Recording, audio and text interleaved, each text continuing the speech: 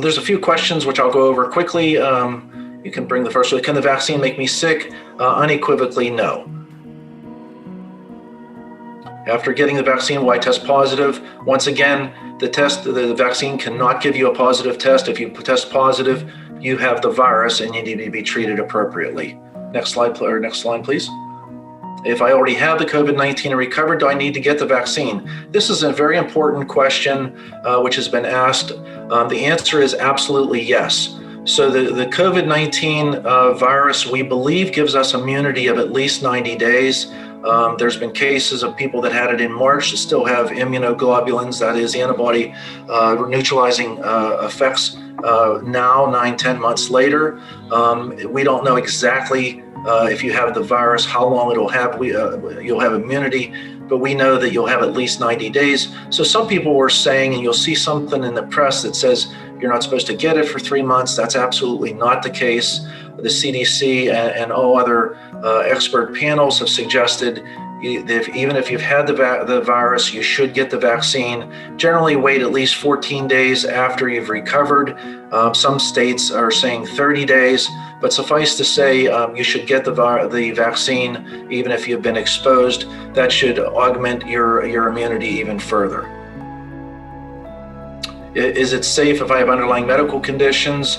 And the next line says immunosuppressed conditions. Absolutely, we should get it. In fact, these are the people that actually are more prone to the virus, as I mentioned before. These are our elderly populations or our younger populations with multiple comorbid conditions. Absolutely, positively, these people are more prone to the serious effects of the virus, and they absolutely should be vaccinated.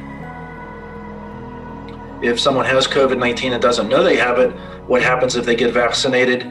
Nothing happens. It's just that they hopefully will begin to build their immunity in a more accelerated fashion. Once again, if you have the COVID-19 virus and you get the vaccine, you can't assume that you are free from spreading it to other people for at least a few weeks. So you need to be treated and quarantined appropriately.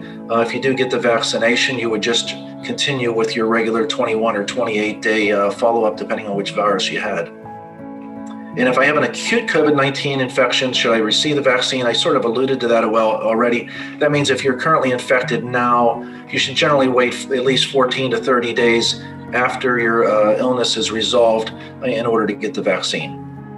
And is the vaccine appropriate for pregnant or lactating women?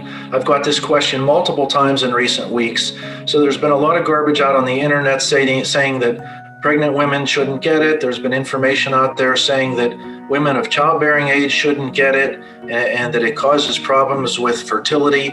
There is absolutely positively no scientific evidence that I'm aware of that proves that point. The reason that this information or misinformation has come out on the internet thus far is because with clinical trials, whether it be drug trials or vaccine trials, they generally do not include pregnant women or lactating women or during clinical trials because they don't want any confounding factors. So what they do for simplicity is they take people that are not pregnant, not actively lactating, so they just don't include them in the clinical trials of the vaccine. So somebody took it upon themselves to take that information and twist it around and say, oh, this is dangerous in pregnant women or lactating women, and it causes problems with fertility. It is total misinformation. There is no data whatsoever that it has not been tested actively in lactating or pregnant women, and it probably will not be actively tested in the near future. There has been no dangers to my knowledge in people that are pregnant that have gotten the vaccines. I would recommend that a person in that situation discuss it with their OBGYN physician or their pediatrician for further advice along those lines, because I'm sure that they will have an opinion as well. But as far as data that says that it causes infertility or birth defects and so forth, we just don't have that data whatsoever.